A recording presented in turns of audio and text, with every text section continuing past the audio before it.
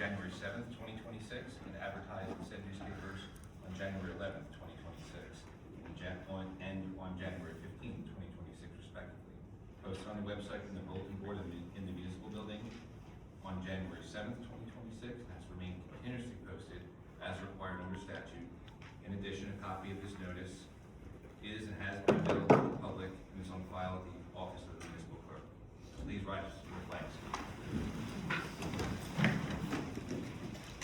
Pledge allegiance to the flag of the United States of America and to the republic for which it stands, one nation, under God, indivisible, with liberty and justice for all.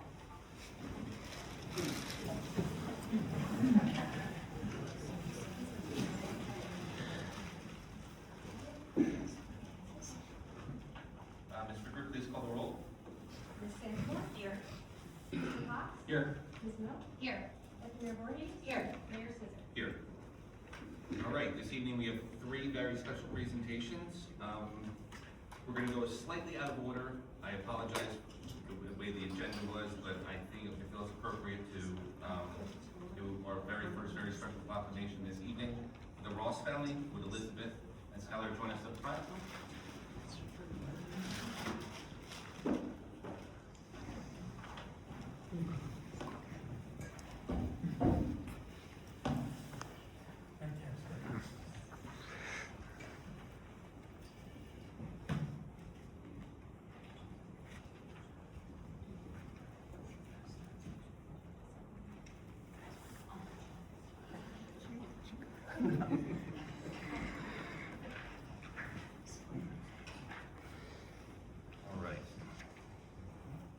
All right. Medford is a community built on care, responsibility, and stepping up when it matters most. Tonight, before reading this proclamation, we pause to recognize that heroism does not always wear a uniform, but it always reflects the very best in who we are. Thank you for being here. Proclamation honoring Elizabeth Ross and Skylar Ross. Whereas on January 20th, a potentially tragic accident occurred at Birchwood Lakes when a young boy, a third grader student who is deaf, stepped onto a frozen lake, fell through the ice, and became submerged in the water. And whereas the child's brothers quickly began shouting and signaling for help in a moment of great distress and urgency. And whereas Skylar Ross, age 11, recognized the emergency and immediately alerted her mother, Elizabeth Ross, that a boy was drowning. And whereas, without hesitation and with complete disregard for her own safety, Elizabeth Ross rushed to the scene and pulled the young child from the icy water. And whereas, the swift actions, courage, and selflessness demonstrated by Elizabeth Ross, along with the awareness and quick thinking of Skylar Ross, directly resulted in saving the life of a neighbor and fellow member of the Medford community. And whereas their heroism, their heroic responses reflect the very best of the community spirit, compassion, and willingness to help others in a moment of critical need. And whereas the Township of Medford recognizes that ordinary citizens can perform extraordinary acts, and Elizabeth and Skylar Ross exemplify bravery, responsibility, and care for others.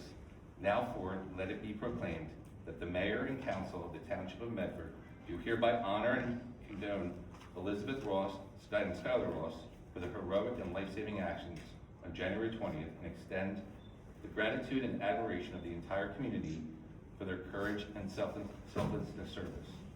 Be it further proclaimed that their actions stand as an inspiring example to residents of all ages and a reminder of the strength and compassion found within our community.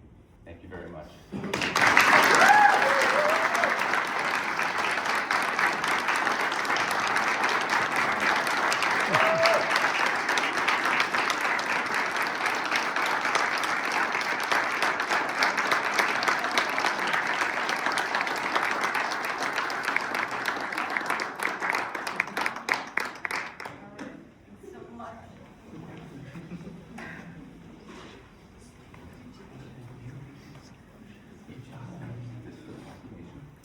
We also have something else very special for you.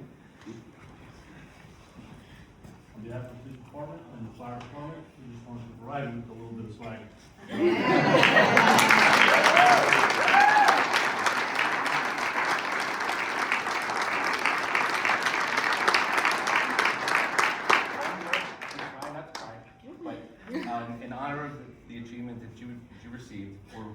presenting you with the Civilian Life Saving Award from Medford Township.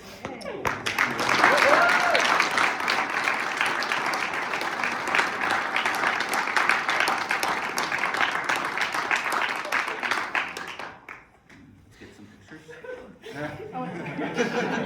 Now we do pictures.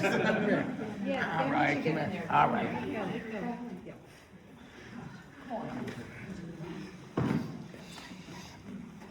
This is in the way. Right, you'll be sorry. All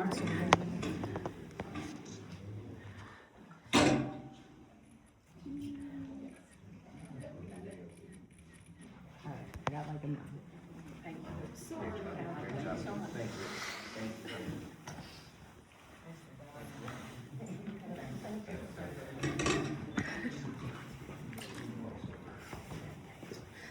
Thank you. Thank you.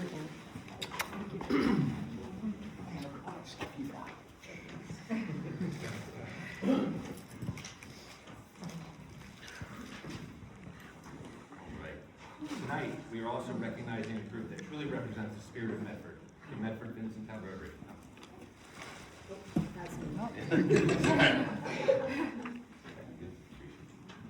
Albert, tonight, we also recognize a group that truly represents the spirit of Medford, the Medford Vincent Town Rotary. For decades, Rotary members have dedicated their time, talent, and energy to serving our community.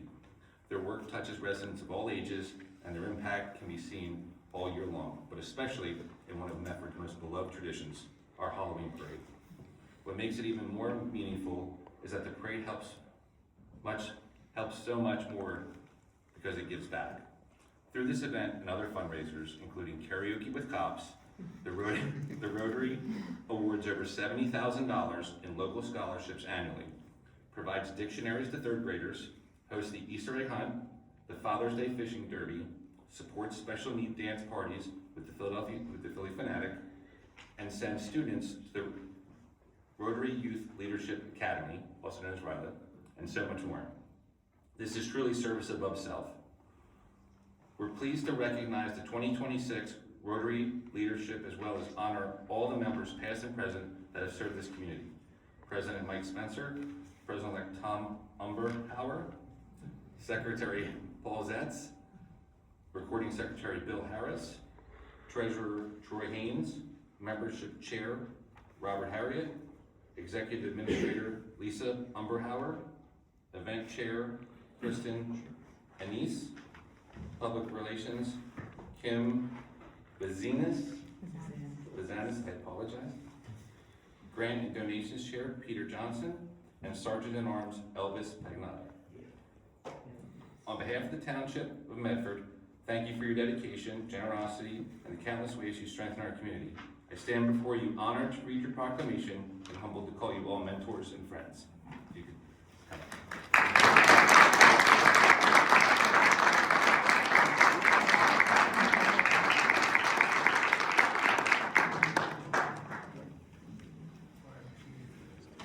No pressure.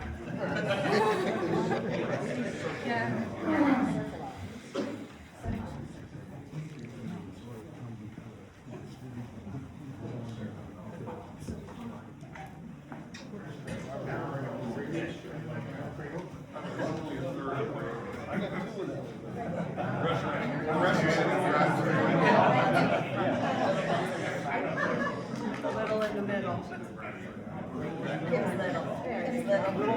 Little in the middle. All the littles over here. So we used to say. This actually worked out good. Stand up. Proclamation honoring Medford Vincent Town Rotary. Whereas, founded in 1939 and with 61 members today, the Medford Vincent Town Rotary has long been a dedicated partner in strengthening the Medford community through service, leadership, and a commitment to improving the lives of others. And whereas, Rotary members apply their professional skills, personal integrity, and spirit of volunteerism to address community needs, support youth, and promote goodwill and fellowship.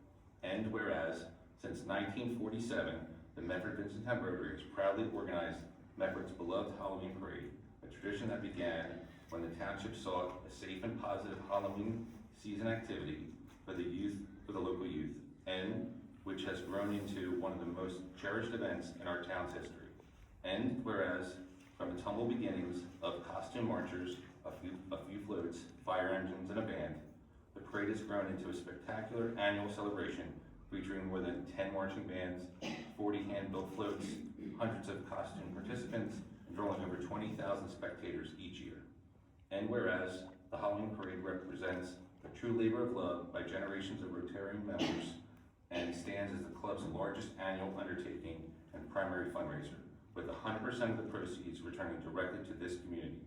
And whereas, through the success of this event and other fundraising efforts, including the popular Karaoke with Cops fundraiser supporting the Township Police, the Medford Rotary is able to provide remarkable community support, including awarding $70,000 in scholarships annually, providing dictionaries to third graders, hosting the annual Easter egg hunt at Freedom Park, Father's Day fishing derby, sponsoring a joyful special needs dance party, funding local students' participation in RILA, and supporting numerous additional charitable and community initiatives.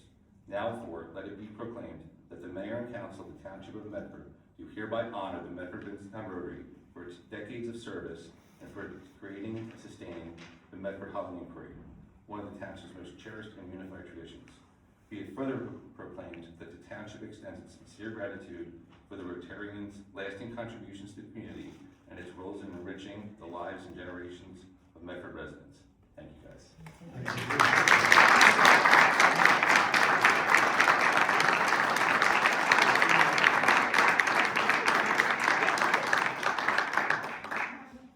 Somebody take a picture of the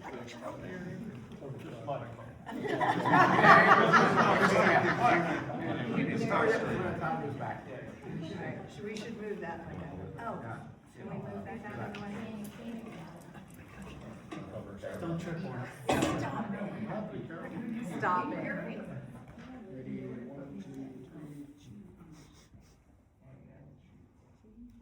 Thank you.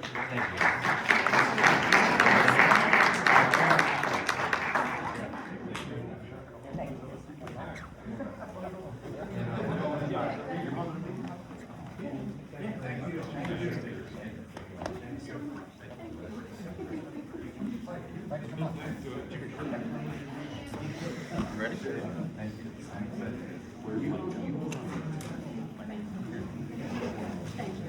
Thank you. Yeah. I figured the kids would want to hear it.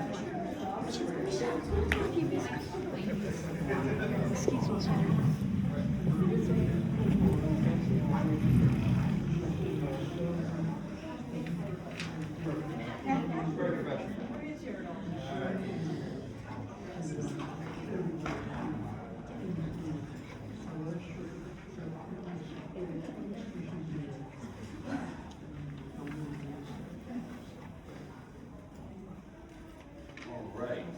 Now, for our third presentation, we have the EAAC annual update presented by the one and only Holy Galley. Thank you so much. You didn't hear me say you had to make that a lot shorter. Is that my feedback? So, I brought a script tonight.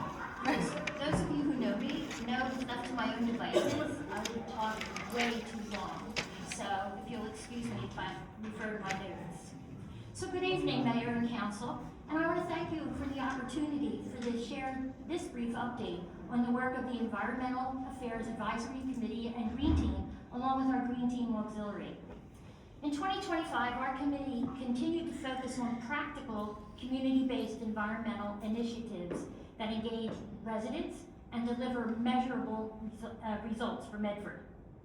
Some of our key accomplishments for 2025 include hosting a very cold but successful tree giveaway and Arbor Day celebration, supporting Medford's Tree City goals in spite of that cold, wet weather, running the Oktoberfest recycling project, diverting significant waste from the landfill. It was reported that about 250 pounds of those plastic glasses were recycled, and we aim to do that again this Oktoberfest.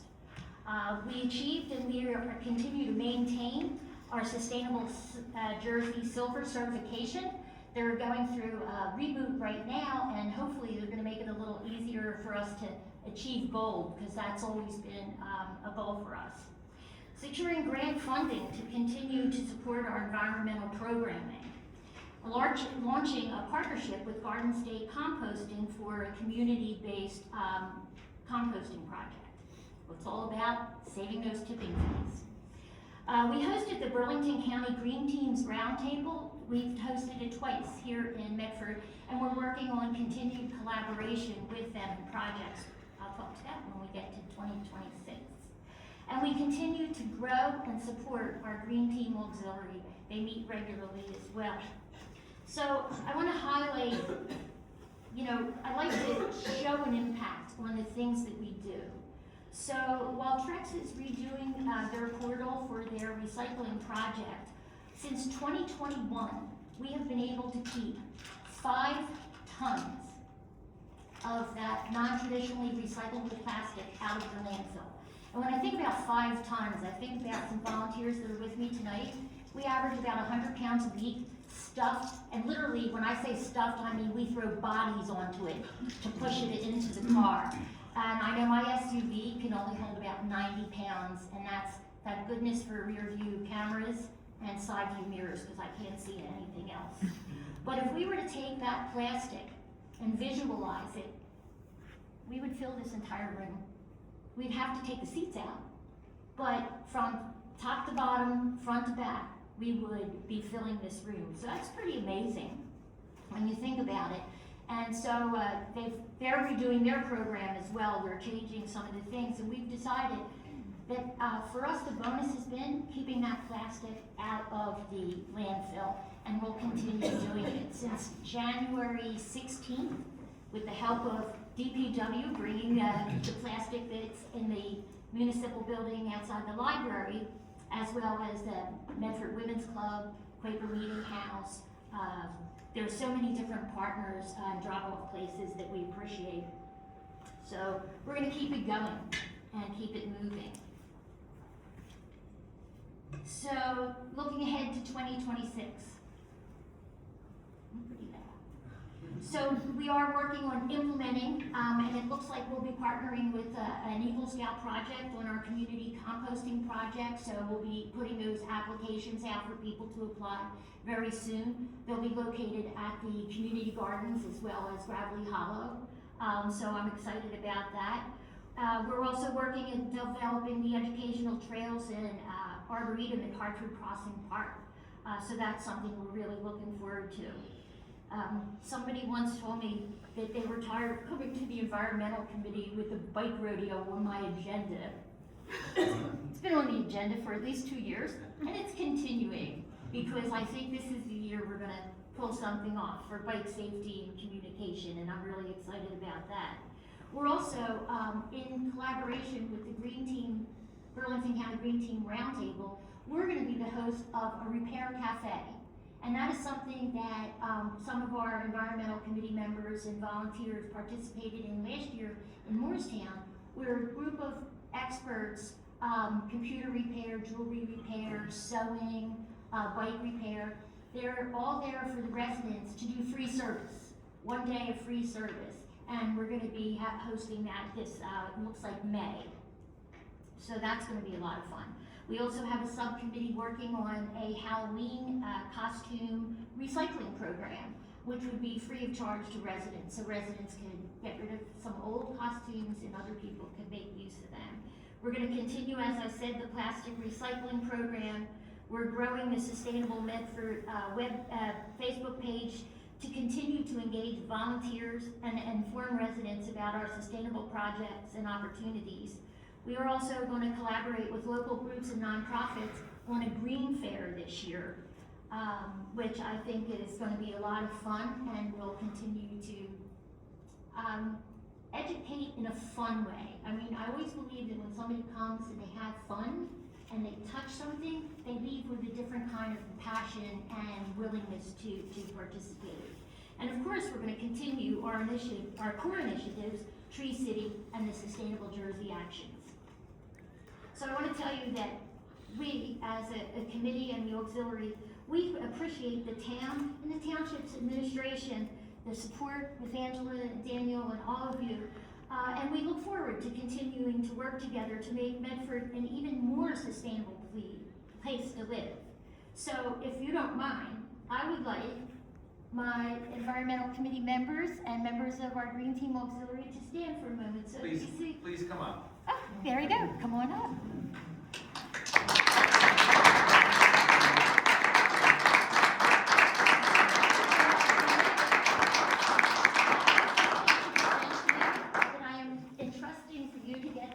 So that he can hang it up. This is, since 2019 was the first time we achieved bronze status. Come on. You haven't left me alone all this time. Leave me down. So in 2019 we achieved bronze. In 2025 silver, and I'm sorry, 2022 silver, and then again in 25. So we will recertify again in 2028. So Daniel, thank you again. I appreciate it, and I appreciate you.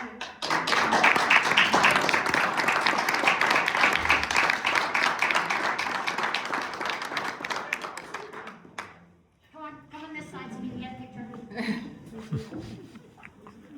We're all about saving lives, saving the town, and saving the world. Yes, isn't that the truth? Thank you. Can you? Thank you so much. Thank you very much. Thank you. Thank you, sir. Thank you. Here you go. One more, please. Angle in.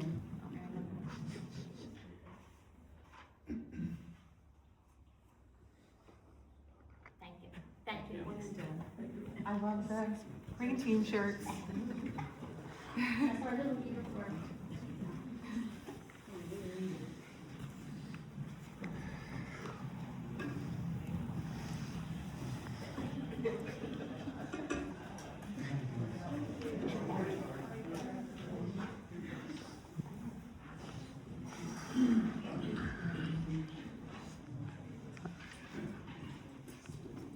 Mayor, if I could just add, it is an absolute pleasure for Angela and I to work with the EAAC and certainly the Green Team as their companion organization. Angela is the daily liaison. I get to go to meetings when I can make meetings. But it's just, if you want to talk about active community service, that's what the EAAC does. They come up with ideas, they come up with events, and then they don't hesitate to bring those to Angel Community and to you in turn, and then they turn around and they implement. So they have, they're very right to be proud of them because they do a lot as volunteers. And they're very authentic with what they do, and like literally when Paul and I last year were talking about putting a box in town hall to collect recycling, it didn't even last. We had to put 2 boxes in, and now we're going like every week. Public Works is coming over and hauling 2 bags, giant bags worth. So people make these opportunities to help out available through the Green Team and EAC. People step up and our community steps up. So I just appreciate the work that all of them do. I'll echo that as well. It's one of my favorite committees to go to, and the enthusiasm that comes out of it is fantastic, and education as well. It's just a wonderful, wonderful committee. Thank you. Well, then I'm super excited because you're going to be stuck with me as your liaison. So I get it now.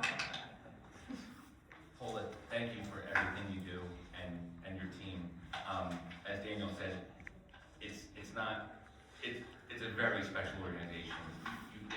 We can all feel how much passion you have for your initiatives, and it really means a lot to us that you guys are willing to give all your time and energy to that passion. Thank you.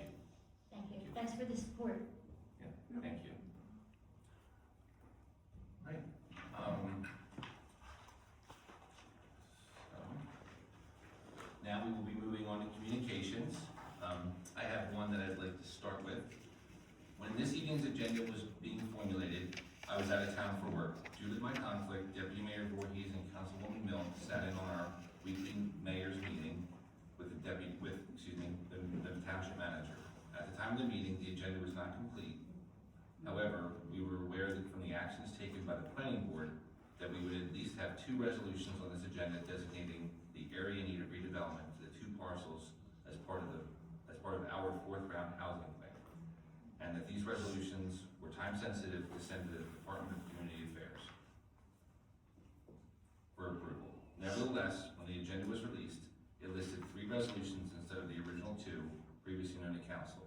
But the main change of the 2 original resolutions, as well as the 3rd new resolution, being that a redeveloper for these parcels was being designated. It is important to note that to the residents that the property owner of the parcels is the one selecting the redeveloper, and the council cannot change who the property owner sells their property to. But as members of council, we were unaware that we were at the point of naming the redeveloper for the property owners that the property owners have selected. In review of the published agenda, Deputy Mayor Voorhees and I spoke, and she requested to speak with our new attorney, Mr. McGuckin, for clarification on which steps we should be at in regards to our compliance with the COA mandates. Since we were of the understanding that we weren't at the point of naming a redeveloper. Deputy Mayor Voorhees, I'll turn it over to you to discuss where you're at. Thank you. Sorry for my voice in advance, it's probably gonna crack and do all kinds of fun things. But after consulting with Mr. McGuckin, he advised us that we can press pause on naming a developer tonight. It would also give him time to take a deeper dive into our COA timeframes and report back to us by the next meeting. This pause will probably not affect our March 15th deadline, but it does give him time to review and advise us, especially considering he's been on the job for a week. That being said, with your permission, Mayor, I would like during our resolution section to request a motion to amend resolutions 45 and 46 to remove the designation of a developer. Additionally, I would like to make a motion to completely table resolution 47. This way we can move forward with the 2 actions of the planning board, sending the 2 parcels to the DCA. Considering that DCA approval takes about 30 days, that would still allow us to be on the 30-day timeline and give Mr. McGuckin a little bit more time to review and give us an update and recommendations for what our next steps should be. Sure. I will ask for those motions when we get to resolution. Thank you. Absolutely. Does anyone have any further communication? Mr. Mayor, I just wanted to take a moment to thank the ladies and gentlemen of our Public Works Department for the job that they did during this recent storm. I know it wasn't easy, obviously with the amount of snow that we had, and it's been a number of years since we had that kind of snow. But I also just want to echo the mayor's sentiments and his mayor's message this week about the patience for the community. Obviously, you know, there's a salt shortage throughout the state that everybody's working with, and I know the Public Works Department will be very attentive to trying to address those streets that have not been addressed to the satisfaction of the residents. But I just wanted to give that word of thanks to DPW as well as our first responders who are working those conditions as well. Thank you, sir. Thank you.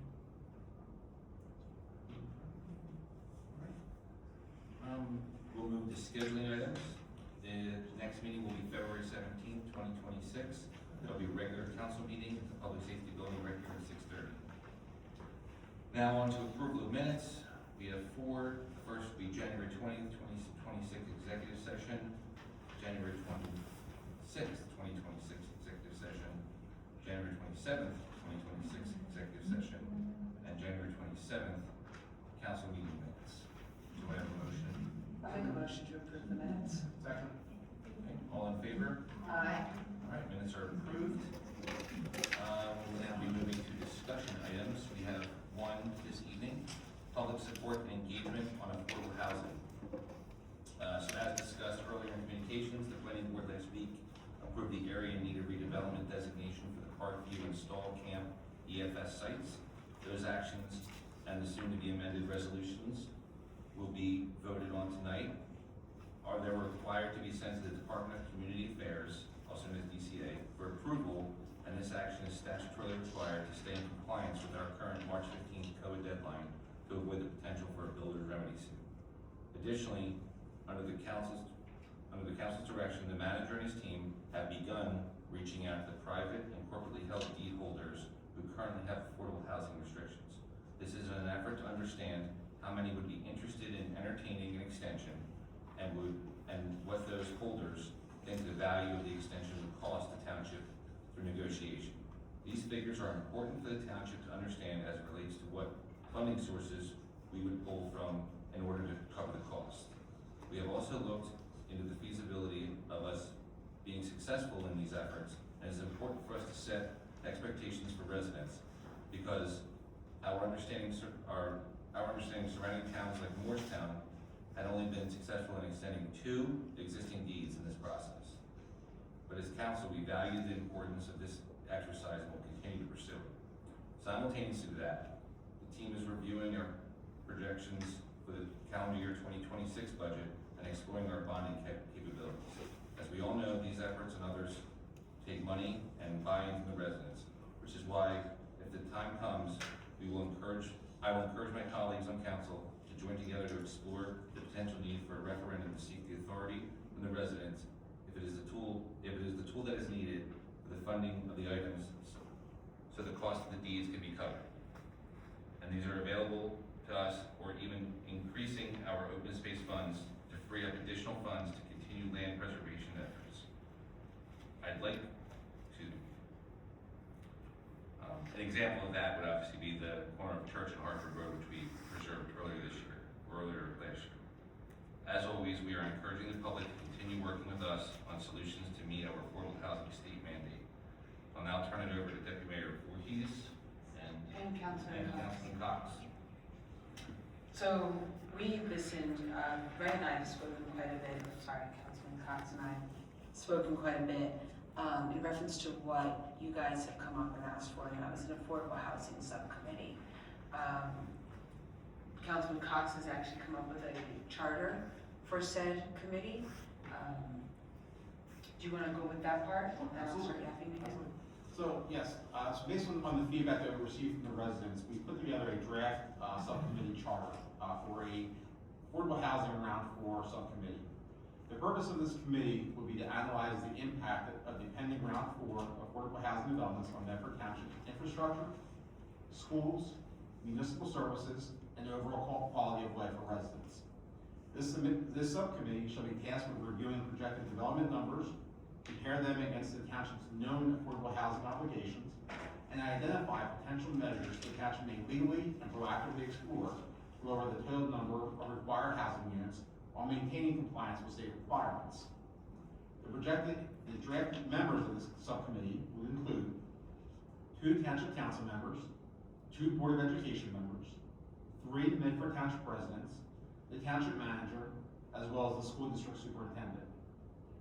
The formal statement of the subcommittee reads, as Medford Township approaches round 4 of affordable housing obligations, numerous development proposals have the potential to significantly affect municipal infrastructure capacity, school district enrollment, transportation networks, public safety resources, environmental conditions, and community character. The purpose of this council subcommittee will be to evaluate these impacts comprehensively to ensure transparency for township residents and to provide informed recommendations to council as well as the Board of Education. The subcommittee will also assess how current development projections align with the affordable housing obligations, including the feasibility of mechanisms such as zoning adjustments, redevelopment planning, property acquisition, strategic density allocation, and other actions as laid out under New Jersey's affordable housing regulations. The meetings shall be periodic and shall be called upon by the township clerk at a municipal facility at the council co-chair's requests. The duration of this subcommittee is drafted to last up to 6 months, but may be extended by action of this council. Staff involvement would include the township manager, township planner, township engineer, and school district business administrator, and other relevant municipal or school district personnel as needed. Any recommended improvements or policy changes or expenditures beyond what is normally budgeted in the township's annual operating budget for this subcommittee shall be subject to the capital budgeting process or other applicable statutory review requirements by the township manager and township engineer. So one of the things Ray and I talked about was the fact that this would then cost the town finances. Any subcommittee that does include all those things will incur costs. So the question that we've gone back and forth with is, could we do this without the oversight? And that is something that I would want to hear back from you. The other thing that occurred to me, and I mentioned it to Councilman Cox recently, was that is this charter that he created focused highly on the schools, and while super important, this last year and a half with my father also told me something else about seniors. EMS is coming out a lot. I was literally on a first name basis with some of those lovely folks. So I think that as we do this, we need to keep EMS involved as well. The other piece that I realized last night was missing was the ecological piece. Things like the land surveys and soil samples and all of those bits and pieces that we just want to check and make sure are being done in a way that would make the residents feel comfortable with us going forward. So my only pushback would be I don't want to spend the taxpayers' money because I worry about the number of things that could go out for a subcommittee, but I would definitely, the two council members would be myself and Councilman Cox, so I mean, I'm definitely all in. I am concerned about spending money that we don't need to when we talk about trying to get ahead. Absolutely. Sounds like a good investment, really. More than spending money to save money. Something we would consider maybe putting a cap, or expenditure, like a $5,000 cap expenditure cap. I would totally be into that. If I may, I don't mean to. No. Councilwoman Milk and I were on two subcommittees, what was it, last year? I'm sorry, I'm losing track. And, you know, we had gone in, obviously, our manager, at the time, Daniel Hornicle, was, encouraged us to kind of understand the scope. You know, these are all very important, valid points, and this is what the public is looking for. We were getting a lot of feedback about the Taunton Road, and at the time, it was the village as well. So we held very informal town halls as just kind of like a primer to what then the charter became the outcome of the town halls. And so I believe there was a total of 9 meetings for one and 10 for another. The first 2 of each were town halls before the charter even existed. So it would give you an opportunity to understand, like, you may actually trim the charter down to be more specific to what the members of that specific town hall are interested in. It could encompass all those things, but coming out of that charter, coming out of these town halls, you may have the opportunity to write a very descriptive, clean charter. And maybe be a head game for the next round, round 5. Absolutely. My only concern with that, and this may not be a concern, with the town hall format, which I would love to have without this, but I believe there's still pending litigation. And that'd be my only concern about not having a formal scope outlined, rather, you know what I'm saying, rather than having it as an open town hall. Yeah. That'd be my only hesitation, around an open town hall. No, it's a great point, open litigation is definitely a problem. So again, just to go back from experience, Bethany, Councilwoman, it was also part of the process was selecting the members, right? So we've heard from a lot of members of the public on this topic. We didn't necessarily at all want to limit the participation, but it did turn into who was on the actual subcommittee. So we opened the meeting to the public, but it was the members of the subcommittee who were present, like a quorum scenario, right? So determining who those members are, I would imagine would be left up to the 2 council representatives. But I give you that as That's a great point. cause for concern. You have to form members of this. And how was that selection process handled for? Allow applicants to Okay. apply, Yes, very that's right. informally through email. And if people, I know there was times when people would come to us and say, hey, I want to be on that, we would direct them back to the clerk and manager. Okay. Please just send a formal email. Those were compiled, and I believe it took a call to, it was maybe 12 that applied, and once people knew, like, okay, gentleman X applied, let him do it, Okay. right, gentleman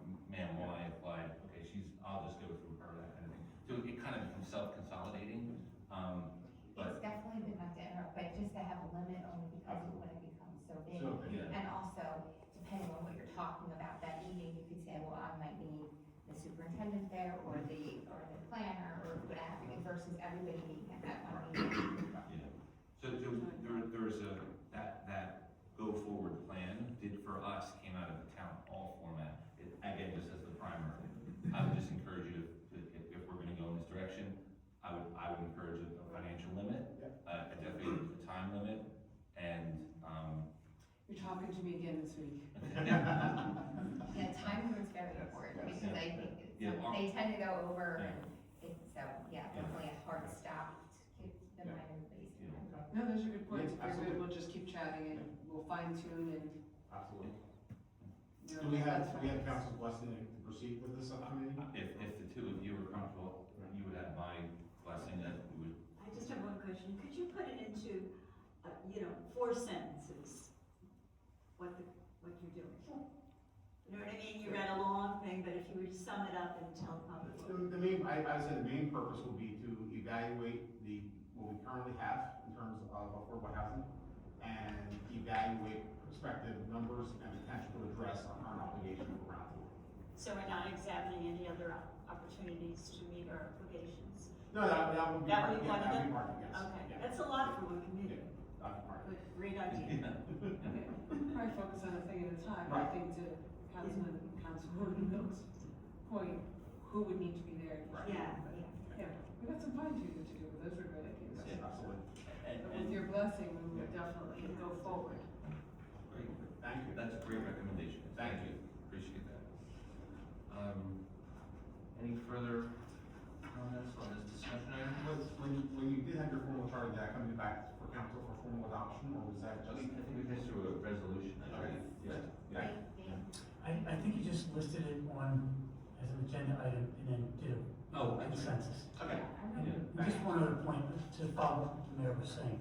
The benefit of doing the town hall first was it allowed, he was the subcommittee members to listen to who's coming up and kind of be able to gauge them, so that when people do apply, you put a name and a face together. Great. And you have, maybe more confidence in this person than that person. So that, I think Mayor hit it right in the head, Councilwoman Mill, same thing.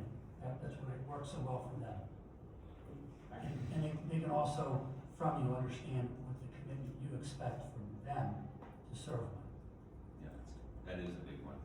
Mayor, if I could, as far as the subsequent appointments after the subcommittee, then you were gonna add additional public members, is that what I understood? It was going to be, as needed, it would be, if we, the township manager, or the township attorney to come to a meeting. But were you then gonna solicit members of the public to be part of the committee? Yes, there'll be three residents of the subcommittee. Okay, but they'll be appointed by the council? By council. Got it, thanks. Could they be appointed by the The two. board, the subcommittee? I would recommend it be by the council. Understood. Okay. So when we get to that point, just as we did an informal female manager and clerk, and then all of council would receive those applicants. Great. Okay. Great work, guys. Thank you. So now my second favorite part, my first is proclamations. This is now public comment. I'd like to take a moment to recognize the incredible gift that we're about to do. Across this world, countless people still dream of the freedoms we have, freedoms that so many brave men and women sacrifice their lives to defend. These rights we exercise tonight to speak openly, to disagree respectfully, to be heard by our community are not just privileges, they are unalienable, God-given rights paid for in courage and sacrifice. Let us honor this engagement with each other with civility, respect, and with a shared commitment to building a stronger community together. I would just ask the members of council, so under the current ordinance, each member of the public will be given 5 minutes in which to address the chair. I ask that we allow for the same 1 minute extension if needed. The speaker is being productive. Fantastic. Okay. I ask that Mr. Horner will keep the time and provide a 1 minute warning. I ask the members of council to hold their comments to the end. If you are interrupted, your time will be paused. If you'd like to speak, please raise your hand and be called to the microphone. Please state your name and any portion of your address you feel comfortable. Please speak loudly and clearly. Anyone like to speak? Sir. Good evening, Louis Shepard, Mount Holly's resident, County of Burlington, and State of New Jersey. 2 questions. How do I get a Medford calendar That's the first question. I'm sorry? How can I get a Medford calendar for the 2026? There'll be one at the next meeting if you don't have it before that. Okay. All right? And can you explain resolution 44, 2026? 44? 44?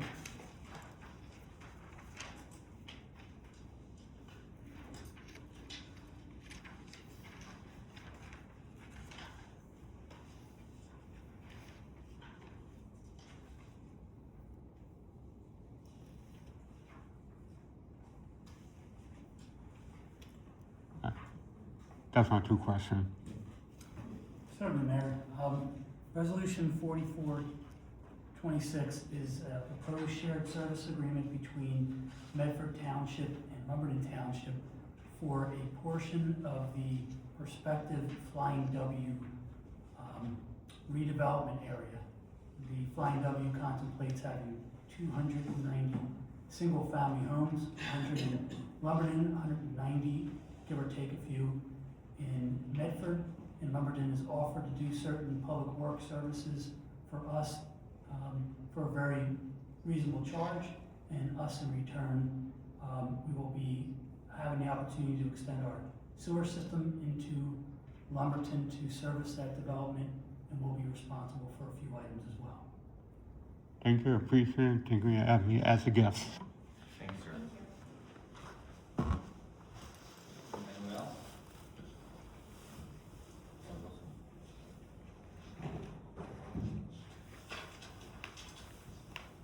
Zach Wilson, 51 North Main Street.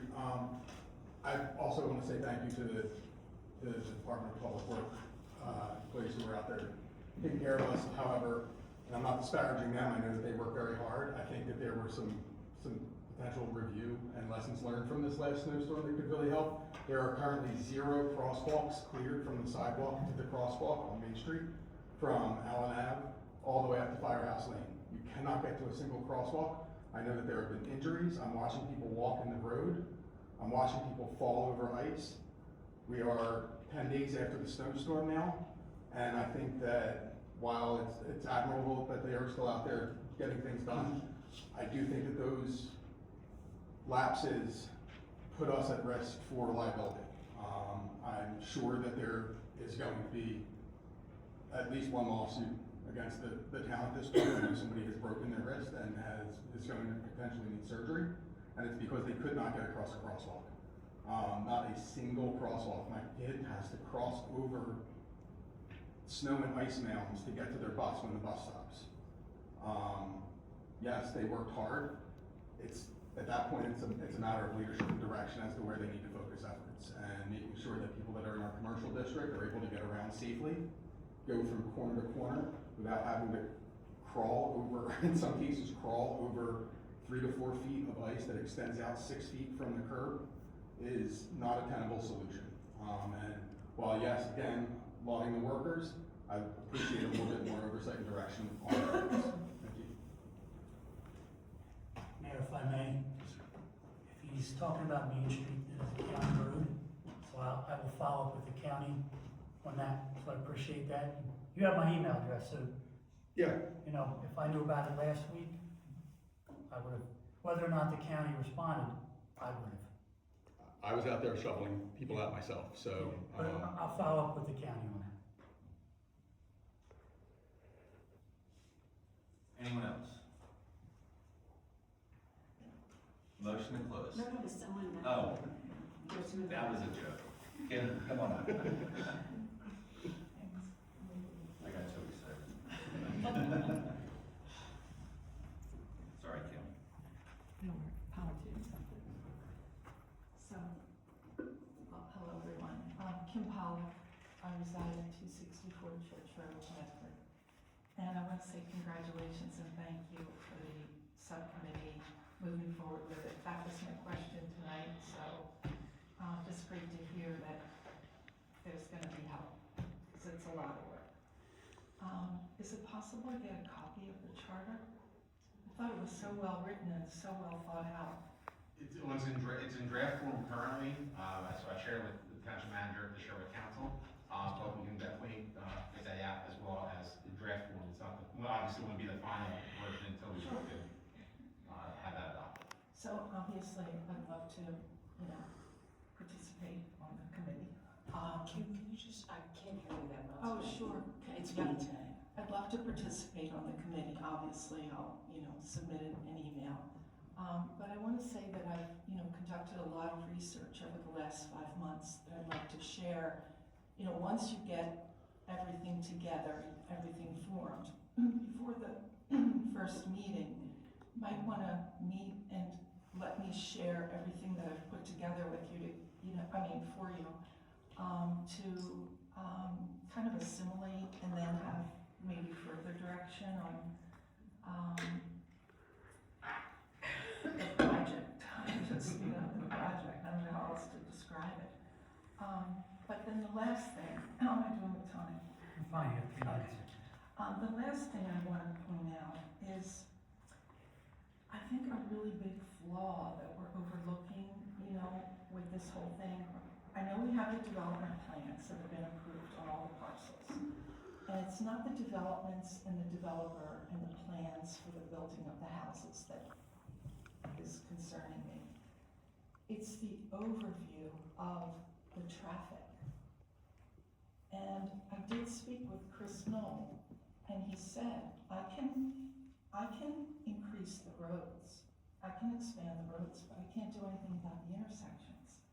So the question, the overall question to this is, how is this gonna happen? I understand we can build houses on all these parcels, and they'll look however we want and so forth, and we'll satisfy our mandate.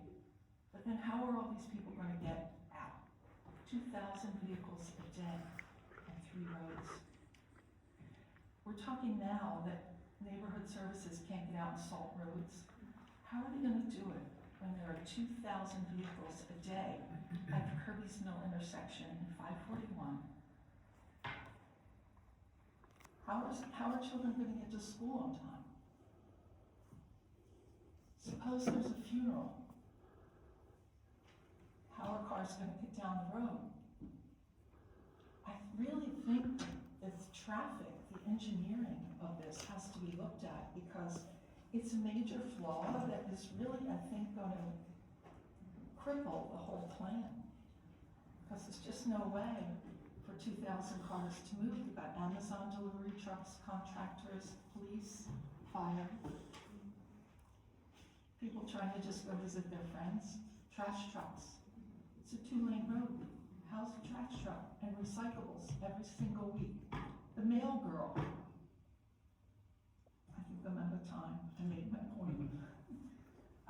So a copy of the charter, and that's it.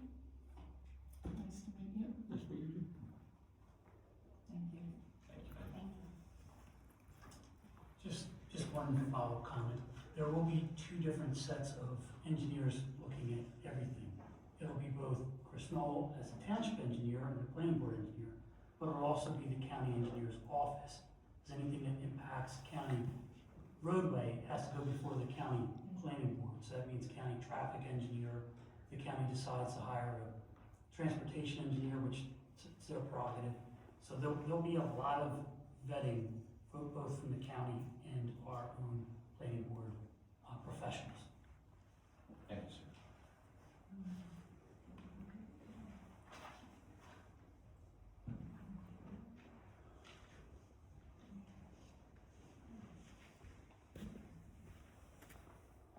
Hello, David Rielda, Mount Holly.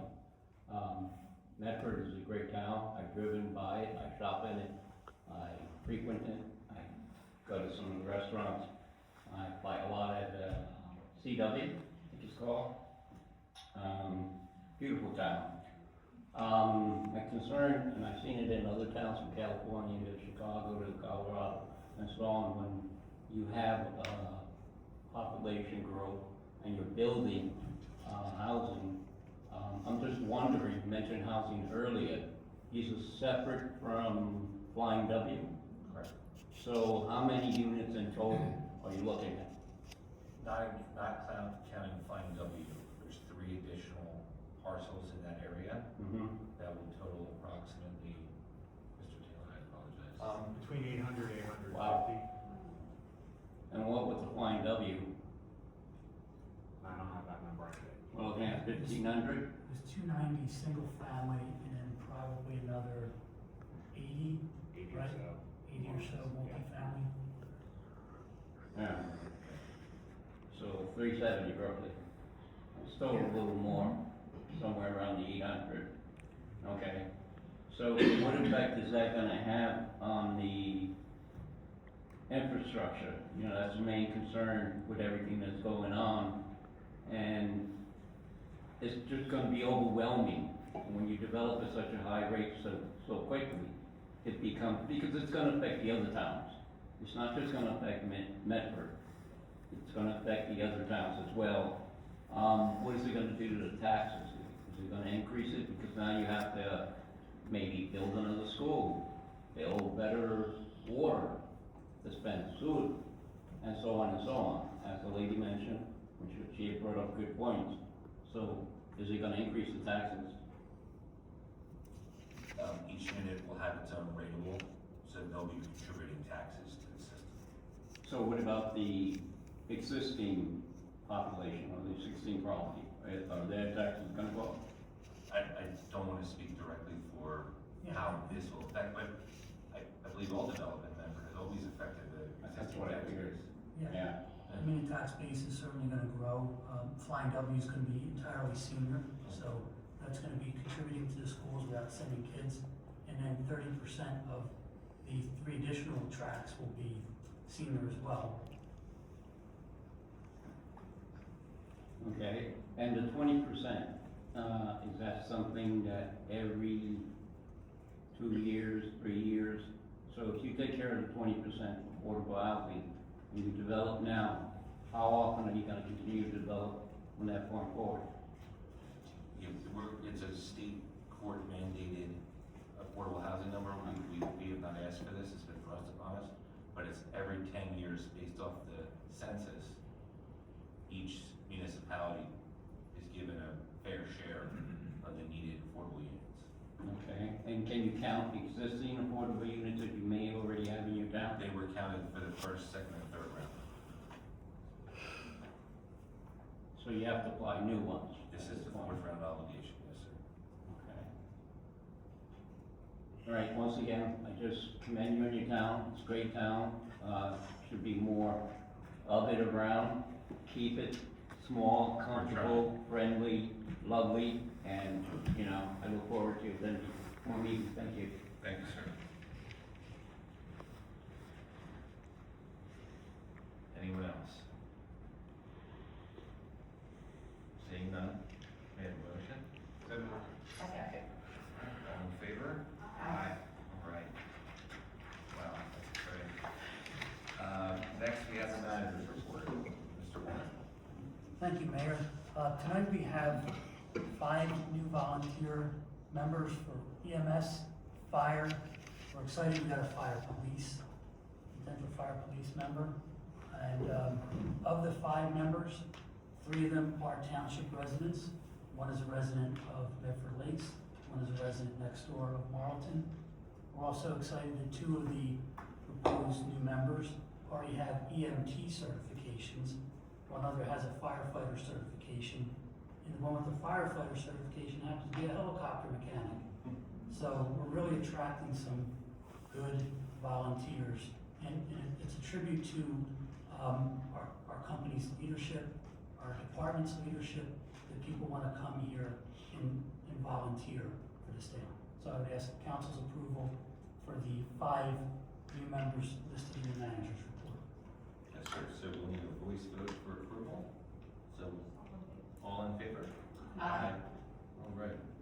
Chief Doty, you're not gonna get a helicopter. I'm not sure if any of the 5 new volunteers are here tonight. Oh, okay. Maybe we'll split it. So I'm not sure if any of the 5 new members are here tonight, but on behalf of this council and all the residents, we would like to thank you for your willingness to participate in protecting us when we need it the most. And for those that have come here, as the manager said, with these certifications, that not only saves the town the obligation of providing that certification, but allows those individuals to immediately serve our residents. So thank you very much. Now we'll move on to the clerk's report. Ms. Wicker? Okay, so tonight we're asking for approval for a 50/50 pass and pass adopted for the electricity organization, February 21 to 28. And that's pending state approval. And also approval of social affairs permits for Cedar Run, September 26th, for a 5K run, and October 17th for a dinner fundraiser. I think they're all in favor. All in favor? Aye. Opposed? None? The clerk's report is approved. Right, so now, we'll move on to the bills list. We have one bills list this evening, January 29th, 2026. Do any members of council have any questions or comments on the bills list? May I have a motion to approve the bills list? So moved. Second. All in favor? Aye. Bills list is approved. We will now move on to ordinances for introduction. Would someone like to make a motion to introduce ordinance 2026-2? I would like to make a motion to table this ordinance establishing calendar year 2026 salary and wage ranges for certain employees of Medford. To be completely honest with you, I've been focused on affordable housing and have not had the time to look at this the way I'd like to and have the questions answered because I haven't had a chance to ask them. Very fair. I agree. Second. Okay. So we're gonna, all in favor or roll call for table? We can do roll call. Do all in favor. You do all in favor. All in, If you okay. Okay. All in favor? Aye. All right, the ordinance for first reading is tabled. So we will move on. Councilwoman Milk, would you like to make a motion for ordinance 2026-4? Sure. I move that council introduce on first reading ordinance 2026-4, amending development regulations, section 900, fees, guarantees, inspections, and off-track improvements. Thank you. This ordinance requires property owners or developers to satisfy outstanding escrow amounts before applying for additional land use board applications. It also clears layouts and it also clearly lays out the fee schedule and escrow amounts for a variety of land use applications. As you may notice, during our, I believe, planning and zoning board meetings, there are outstanding escrow balances in which we are looking to collect for our professionals, and this gives it a little bit of teeth. So, does anyone have any comments or questions on this ordinance? We did roll call. I need a second. Oh, I'm sorry. Second. All right. Thank you, Tara. Okay. So now we can ask for a roll call. Okay? Ms. Santamore? Yes. Mr. Cox? Yes. Ms. Milk? Aye. Deputy Mayor Voorhees? Aye. Mayor Sizzle? Aye. The public hearing will be on February 17th, 2026. Now we'll move to ordinances for second reading with their public comment. Would someone like to make a motion for ordinance 2026-1? I move that council adopt on second reading ordinance 2026-1, amending chapter 5, article 7, budget and fiscal procedures. Second. Okay. This ordinance allows the CFO to make payments to utility companies on a timely basis during months where we only have one regular meeting to avoid service disruption and late fees.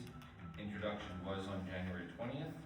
We'll now open it up to the public. If anyone would like to speak to this ordinance, raise your hand and we call to the microphone. No one. Okay. May I have a motion to close the public comment? I'll make that motion. Second. All in favor? Aye. Okay, now we will ask for a roll call. Ms. Santamore? Yes. Mr. Cox? Yes. Ms. Milk? Aye. Deputy Mayor Voorhees? Aye. Mayor Sizzle? Aye, the ordinance is adopted. Okay, would someone like to make a motion for ordinance 2026-3? I move that council adopt on second reading ordinance 2026-3, calendar year 2026 model ordinance to exceed the municipal budget appropriation limits and to establish a cap bank. Second. Okay, second from Mr. Cox. Councilman Cox, excuse me. The municipality may by ordinance increase the cost of living cap adjustment, also known as COLA percentage up to 3.5%, or bank that for up to 2 years. The difference between this final appropriation subject to the cap of 3.5%. Cap banking must be done by ordinance, which permits increasing appropriations in banking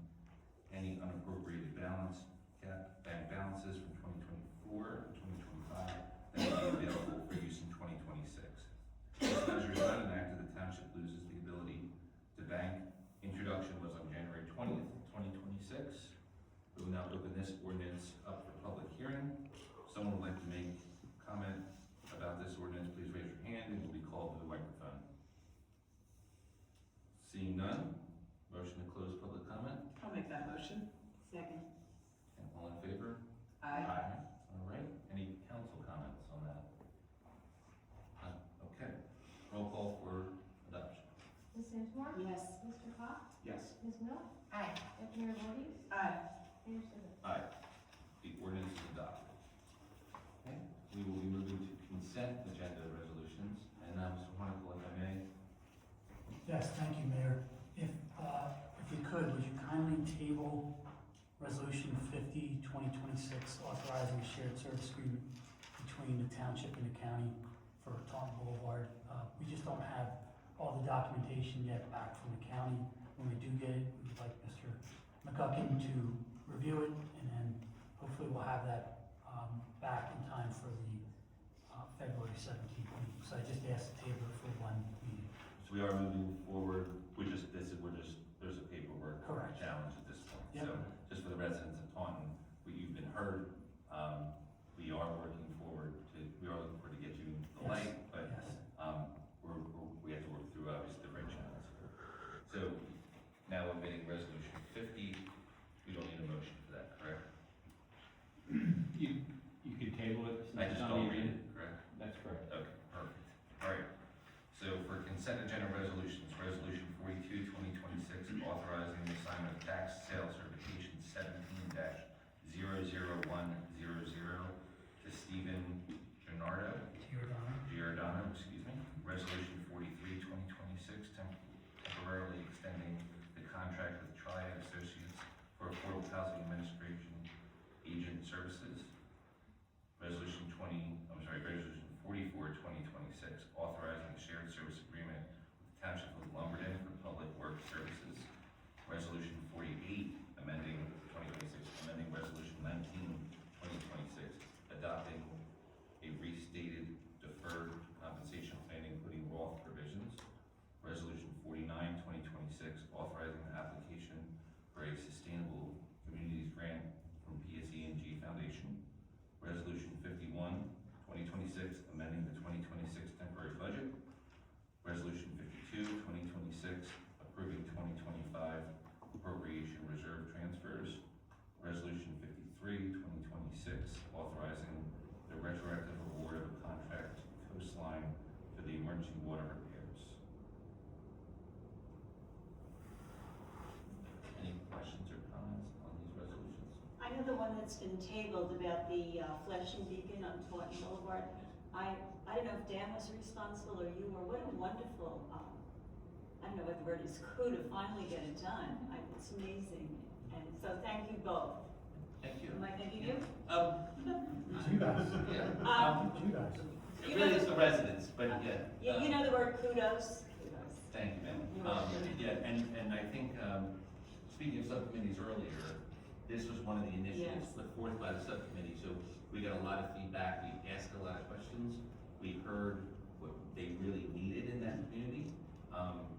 So, yeah, these are the outcomes that we look for when we engage with the public. So And I think it shows that this council listens and acts.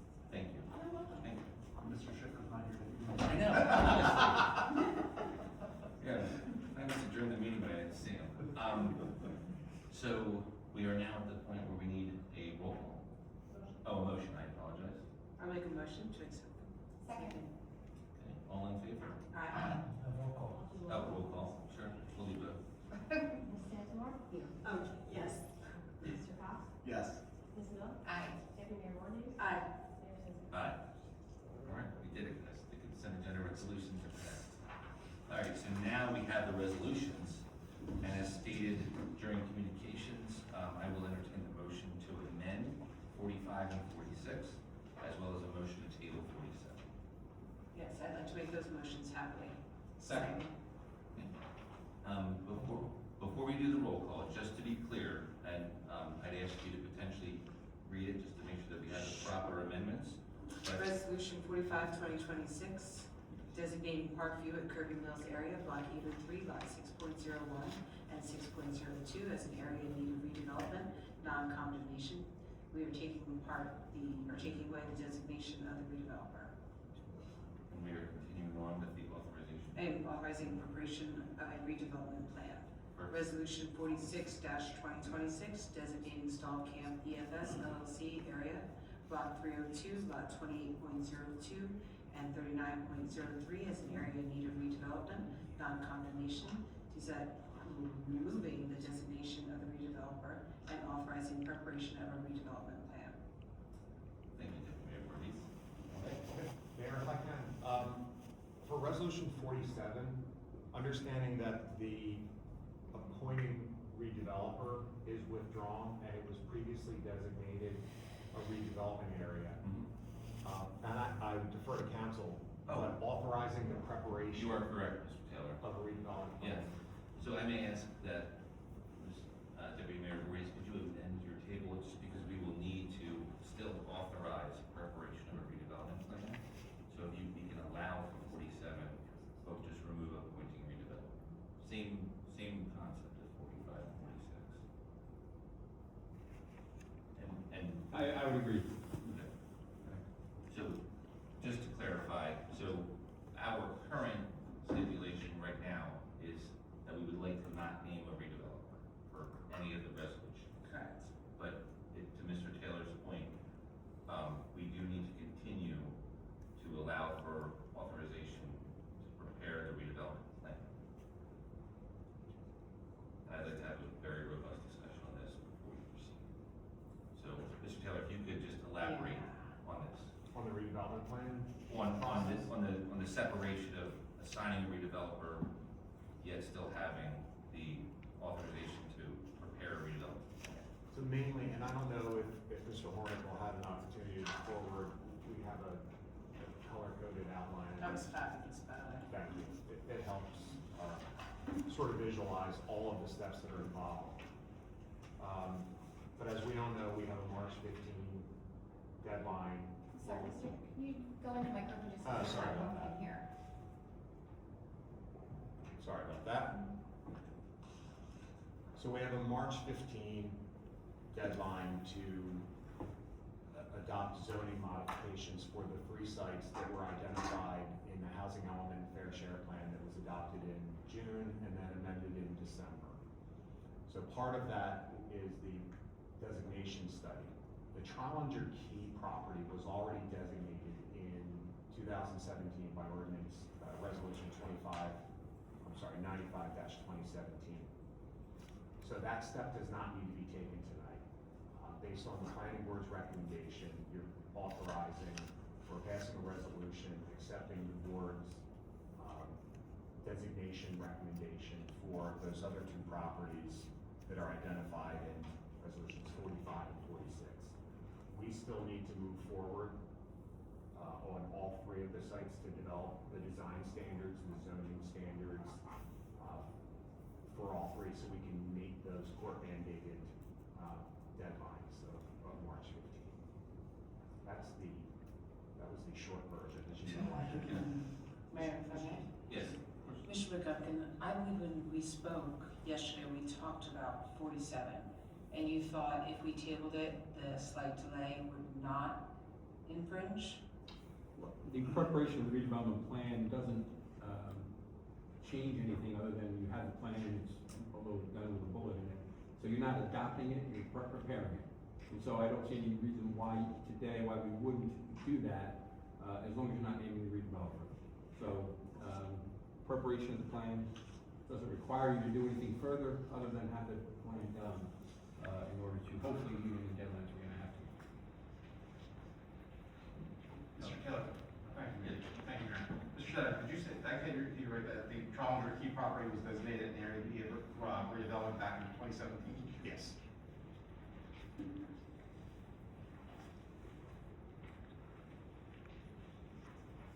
And forgive me, Mr. Taylor, thank you for the education there, but I needed to maybe more simpler terms, so I'll give it a shot, tell me if I'm right or not. So if we look at the original draft of resolution 45 at this point, so now we're just looking at Parkview at Kirby's Mill. This designates the area, it assigns a redeveloper, and it authorizes the preparation of the redevelopment plan. It originally does 3 functions. For that resolution, we're removing one of those functions, we're removing the designation of the redeveloper. We're keeping the designation of area that need redevelopment and authorizing the plan. Authorizing the preparation of it. The preparation of the plan, I apologize. Not the adoption. That we would copy and paste that same logic on the 46 Correct.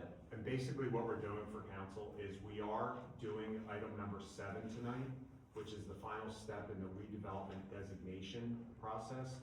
And we're deferring item 13, which is the actual designation of a redeveloper to a future time. And that really can happen, as we indicated in the process outline we distributed. That can happen after the March 15 deadline. There's no date for that There is- on your chart. There is no date for that. Understood.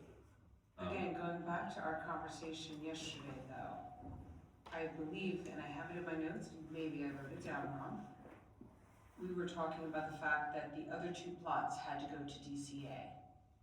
And that's why we would only amend them to remove the developer.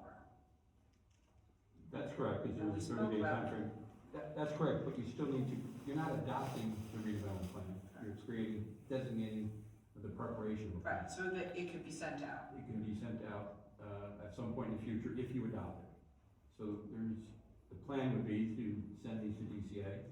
In the first case, in the last resolution, it's already been approved as an area of development, unlike the other 2. But the preparation of the plan allows the township the flexibility to approve a plan, deny a plan, and still give you a couple of weeks after that to meet the March 15th deadline, make any changes to the plan.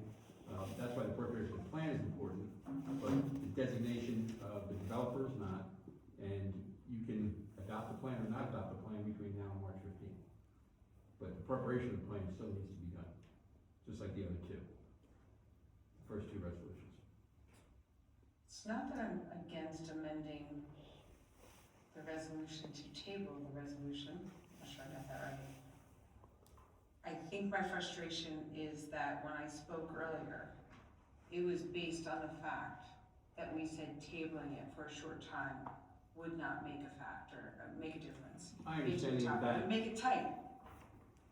My understanding of that goes with all of them, if we don't adopt the redevelopment plan on the 17th, if you don't adopt it before and get it done by March 15th, we still have the opportunity to pursue an extension of that time as we need it.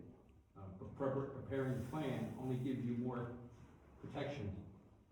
If you need time to amend it, if you need time to change it, if you deny it, if you don't approve it, all of those things give you a little more time and flexibility as you move forward toward this deadline.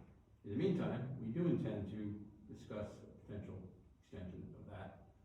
But showing that we are preparing the plan gives the people who are gonna have to approve that request or consider that request, feeling that at least we are attempting to meet our requirements. So the preparation of the plan is not a critical component of it at this point. Approval of the plan is what is going to be the critical component. And preparing the plan just gives you more time and flexibility to meet the deadline if needed. But the designated redeveloper is certainly not necessarily for structure or I get, for me, if I can, Mr. Skylar, I'm trying to get wrap my head around timing of things. And with this designation going back to 2017, prior to round 4 commencing, I'm trying to see how this is now fitting into the round 4 obligation and why no action was done previously. So during the 3rd round affordable housing process, the Trollinger Key properties were identified as a possible backup site. That if for some reason one of the other properties fell through, this property would be designated and we would be slightly ahead in the process if we had to go through the redevelopment zone process. As council knows, that's exactly what happened with the Lafferty site. And then the 3rd site, the Parkview Stall alternate site, had to be added in. So Trollinger was done as a backup site, but because rezoning those more rural lands is really not what Medford's vision has been, that was held in abeyance until 2024 and 2025 when we had a court mandated affordable housing obligation assigned to us. I do have a copy of 47, resolution 47. And this resolution lays out, again, in those 3 parts, it does not list the 3rd part, because the 3rd part has already been listed as an area needed redevelopment in 17. So, it's my understanding that none of these resolutions should have the designation of redeveloper. We'll start there. And we need to assign all three of these areas in need of redevelopment, two of which are up for tonight. One has been done previous to this council. And the main component of tonight's action, that with these amendments, we'd like to see is on the table for adoption, would be, just so I have it right, authorizing the preparation of a redevelopment plan for all three sites. With the fact that it probably will not change our timeline, although I am frustrated at the miscommunication, I would be willing to amend the push to table resolution 47/2026 to an amendment of only authorizing preparation of the redevelopment plan. Removing the redeveloper sign. Removing the redeveloper. Okay, so at this point, and I'm sorry, Sarah, I'll make sure we get back here. So 45, we're asking to amend the resolution, removing, designating the redeveloper. So basically, the second paragraph from the end, where it says DR Horton, we're just gonna strike that paragraph. I was looking at the actual title. Yeah, I'll turn to Mr. Taylor for clarification here, or Mr. McGuckin. We're looking to remove item A. Mr. Mayor, Yes, sir. the next question. Deputy Mayor Voorhees, it just seems to me that that we as a council have a lot of precedents about all three of these. I mean, it's possible, could we table all three resolutions until our next meeting so we can have more discussion either in executive session or some more clarification from professionals about all three? What are the implications of tabling? In just discussing with Mr. Taylor, there's a deadline for us to declare the areas in need of redevelopment and to approve that by resolution. But we're all in agreement with the areas, right? We're just taking off. Sure. And if I can, the authorization of the preparation of a redevelopment plan, I think was added in just for clarification and direction.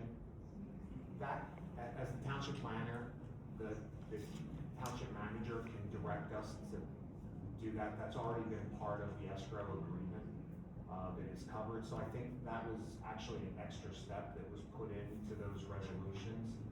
So I defer to Mr. McGuffin, but I think if Mr. Hornicle was fine giving us that authorization to move forward and continue preparing those plans. Absolutely. 47 could then potentially be stricken in its entirety, and 45 and 46 would just be limited to the designation affirming the planning board's finding. Which, as members of the February Councilwoman and myself, that was passed unanimously at the last planning board meeting. And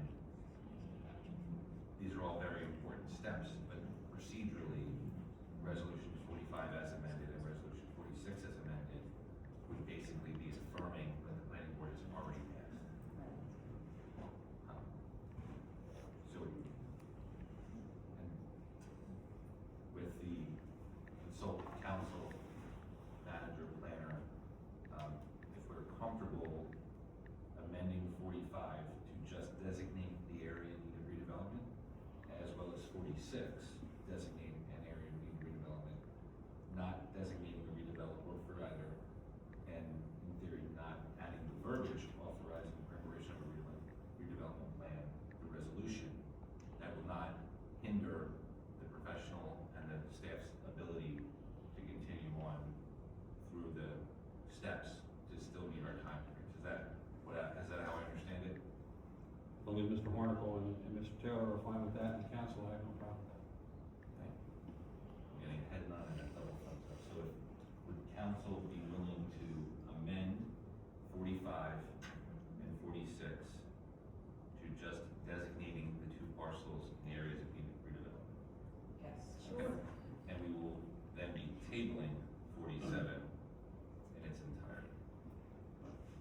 reading it, I am willing to amend it, again, Councilman Cox can definitely speak to it as well. I'm willing to amend my motion to table. Sorry. Like just, just allowing it to be authorizing the preparation of a redevelopment plan, but nothing else. So would council be comfortable authorizing the redevelopment plans? Would be I would want to make a motion for that, but we would need a second and any conversation there or before, excuse me. Wait, authorizing preparation of. Preparation. Yes, just Okay, just preparation. Okay. Yes, so I would make a motion to amend 45, 46, and 47 for authorizing preparation of a redevelopment plan. As well as designating Well, he's designating 5 and 46. areas in need of redevelopment. Yes. Okay, striking the designation of redeveloper from both 45 and 46. And 47. And 47. Good. Yes, Ms. Hatch. All right, Tara, we'll get that for you, I promise. All right? Okay. All right. So we need to do them individually. You can do them as a consent together, you can make a motion for all three at once based upon the amendments that you've done. I would make that motion. Second. Okay. Roll call. Ms. Sedgwick? Yes. Mr. Cox? Yes, as amended. Ms. Hill? Aye. Deputy Mayor Voorhees? Aye. Mayor Sims? Aye. All right. The resolutions are passed through consent with their amendments. All right. We'll now be going into executive session. I don't have anything, I don't know if Mr. McGuffin does. I'm still getting up to speed in the week, it's been a whirlwind, and, I really don't have anything I can advise you about. If you have questions or anything, I can do my best, but I don't have anything to bring to closed sessions. If. That's very great, thank you. I apologize to the public. I would like to introduce Mr. McGuffin, our new attorney. Thank you very much for applying, interviewing, and accepting the role here. We know we're in good hands. Thank you, Mayor. I heard it was 3-hour meetings though. Yeah, I know. Amen. Don't jinx it. Yeah. Seeing as though Mr. McGuffin does not have anything directly to discuss with us in executive session, we do have access to Mr. McGuffin outside of these meetings with the one-on-one communications through the manager as well. So with that, we will not have an executive session. I would be very happy that I'm gonna make a motion to adjourn at 8 o'clock. Second.